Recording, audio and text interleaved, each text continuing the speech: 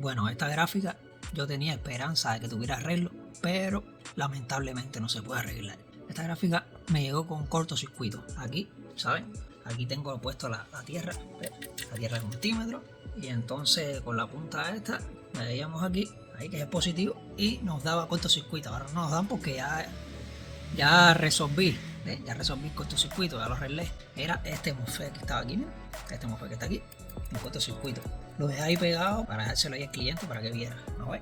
MOSFET este de aquí y yo aquí. Son dos fases aquí. Y este MOSFET estaba en cortocircuito, que lo levanté.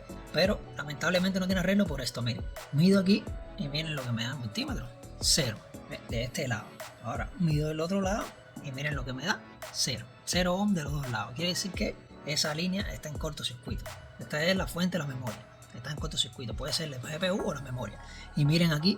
Todas estas son las fases de la fuente del núcleo. Miren. Mido aquí. Y miren lo que me da. 0 ohm. Ahora salto de este lado. Y miren.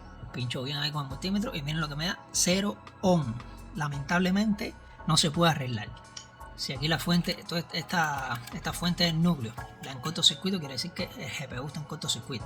Ya la única solución, claro, por supuesto, cambiando el GPU y ver si por casualidad no se jodió alguna de las memorias. Si no, hay que cambiar todas las memorias, porque eso fue un cortocircuito aquí. Me imagino que los 12 volts ingresaron aquí a la línea de 1.3 de las memorias y arrasó.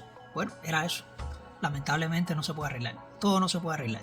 Y aquí tenemos la disipación, ya la voy a armar para dejarla lista para entregar.